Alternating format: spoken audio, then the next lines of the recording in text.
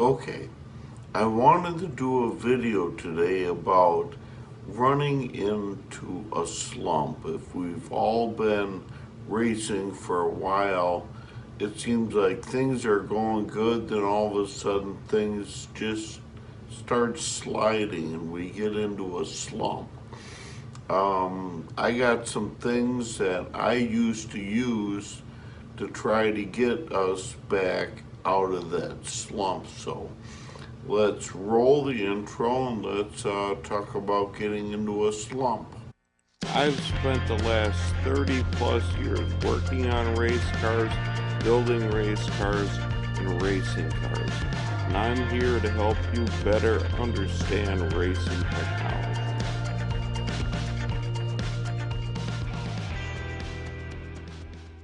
All right, the first thing I always did is start getting back to basics. Sometimes we get into a slump, we're trying this, we're trying that, and it's all layering up and things get better. Then all of a sudden, things aren't better after a while. So I always try to get my operation or what we are doing and start from a basic level and start with a basic thinking and then start building again from there. We've all been working with smash machines and smash numbers now, but when I get into a slump, I always like to start with the basic scaling operation of the car. It seems like we get so much into smash numbers and this and that, but we forget about the core basics of scaling. One thing is proper ride height. The smash number should give you a ride height, but then to get all your kinematics and everything working in the front or rear of the car, your car has to run at a certain ride height. Your front and lower and upper control arms, in order to have everything jive, has to be at a certain height. Mine used to, I never used those clearance gauges. People always say the distance from the control arm to the bottom of the frame had to be so much. I never used that. I used to use angles of things, and then I came up with a trig formula to actually figure out the angles. I would measure from the ground to the center pivot of the ball joint and then the inner pivot of the control arms.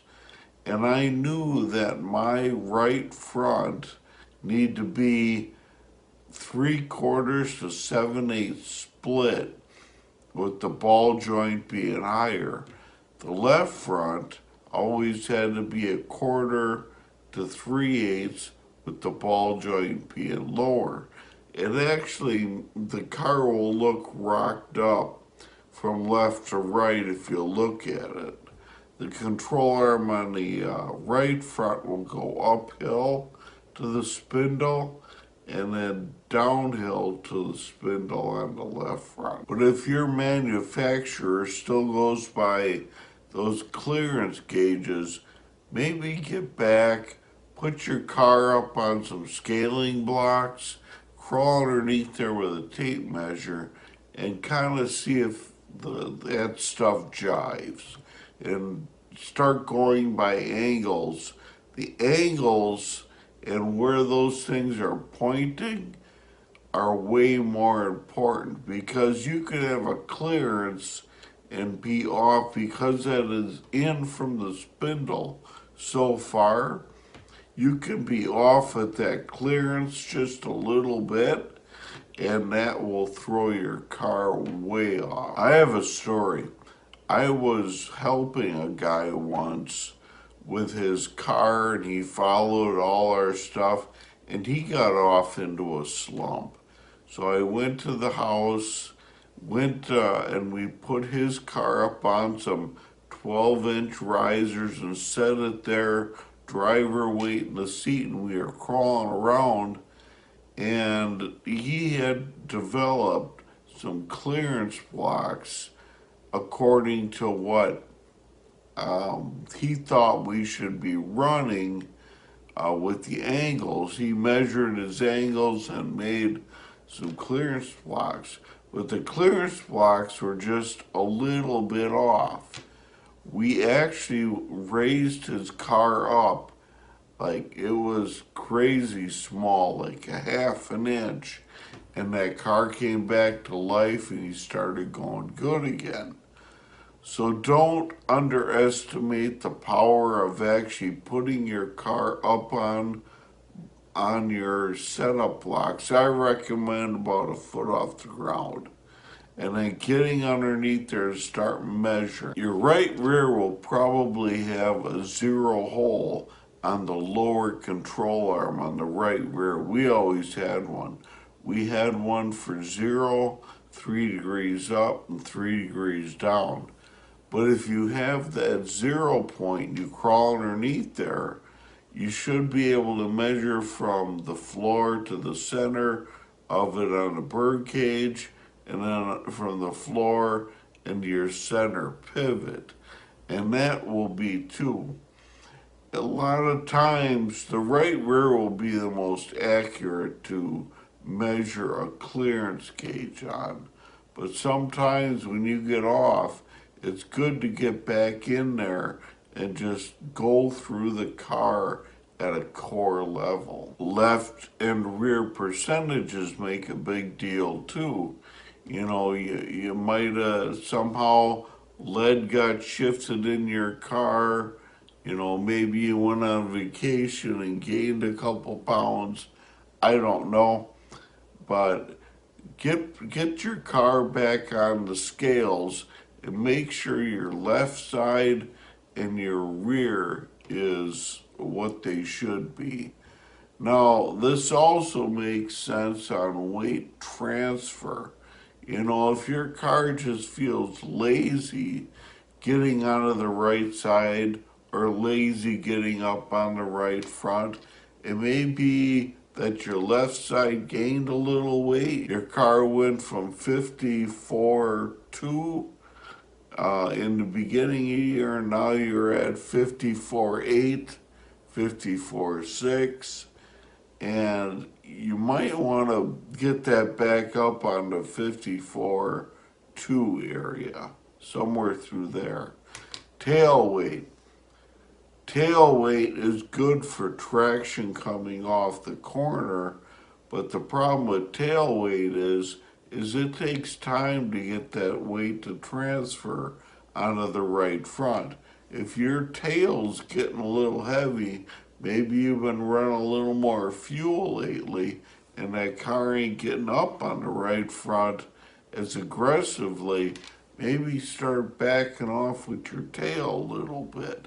Maybe you just instinctively got too high there. One thing I've seen too is oil. It's the whole oil thing is driving me nuts with these dipsticks. Way back when, we never had a dipstick. You know, we'd check it maybe with a tape measure, but these things seem to be like eating oil, and we are constantly so obsessive with getting the oil level correct. We keep adding and adding. Well, every time you add a quart of oil, if your oil tank is on the right side, you're adding more weight over there. So you race a little bit and then you check the oil. Oh, it's a quart low. Back when I used to run with a car, it was you drain the oil, the lines, and the oil tanks we were running didn't have dipstick. After we dump all these things and drain the pan, I dump one case, one full case in there, and it was always consistent. Now it seems like we're constantly checking the oil, like we're going on the family truckster or something.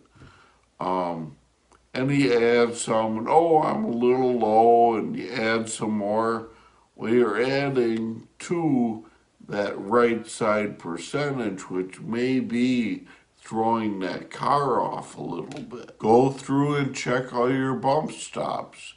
Bump stops and bump foams are a weird thing. They're like if you get packaging in the mail and they got those little bubbles that everybody loves to pop. That's the same thing what goes on with those bump stops. They are a piece of foam with air in between the molecules. Well, the more you push on those things, that air pops out of there and they get dead. So make sure maybe replace your bump stops, look at them, put fresh ones in, but keep those fairly new. We never used to run on bump stops years ago. This is new within the past 10 to 12 years or so. It was very rare years and years ago. But now that this is such a big part of our setup, it's good to keep an eye on. Go through your car and look for binds. Sometimes a rod end will get bent and it doesn't look it from the outset. Maybe something's just off, but go through your car, take the rods off and actually feel the rod ends. Make sure you don't have any that got too stiff or binding. That could throw your car off and start getting kind of lazy on weight transfer and everything too. Just go through your car completely and look for things that might have changed along the way. And binding rod ends are a big one that I have. If you like this video, hit the subscribe button and the like button. It helps it out with YouTube and it keeps me motivated to keep making these videos for you guys. So subscribe, like, have a great week, and I'll see you in the next video.